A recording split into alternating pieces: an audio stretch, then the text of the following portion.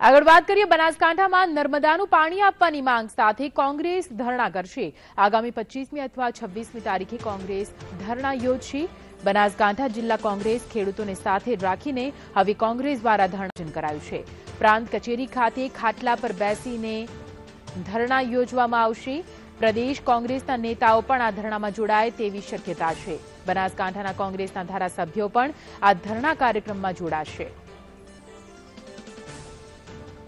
વધુ માહિતી સાથે અમારા સંવાદદાતા હિરેન રાજ્યગુરુ અમારી સાથે જોડાઈ ગયા છે। હિરેન, કહી શકાય કોંગ્રેસ કે કોઈક ને કોઈક મુદ્દો શોધી રહી છે ધરણા કરવા માટે, અને હવે બનાસકાંઠામાં નર્મદાના પાણી મુદ્દે ખેડૂતોને સાથે રાખીને ધરણાનું આયોજન। જાણવા માંગીશું સમગ્ર કાર્યક્રમ શું કરી ત્યાં ધરણા કરવામાં આવશે।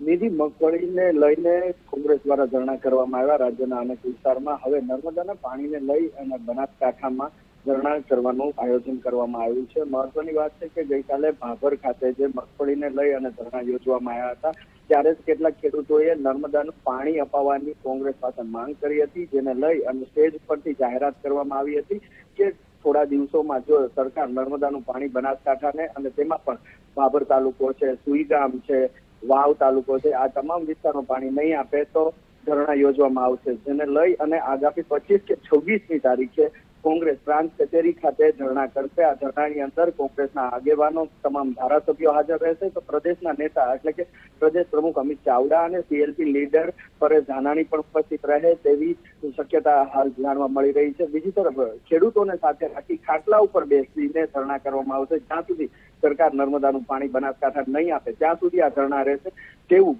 બનાસકાંઠાના દિગ્ગજ નેતા જણાવ્યું હતું કે જે પૂર્વ સાંસદ પણ છે જગદીશ ઠાકોર, તેમણે આ જણાવ્યું હતું કે આગામી 25 અથવા 26મી તારીખે કોંગ્રેસ નર્મદાના પાણી છોડવાની માંગ સાથે ધરણા કરશે પ્રાંત કચેરી ખાતે। જી બિલકુલ હિરેન, સમગ્ર માહિતી બદલ આભાર।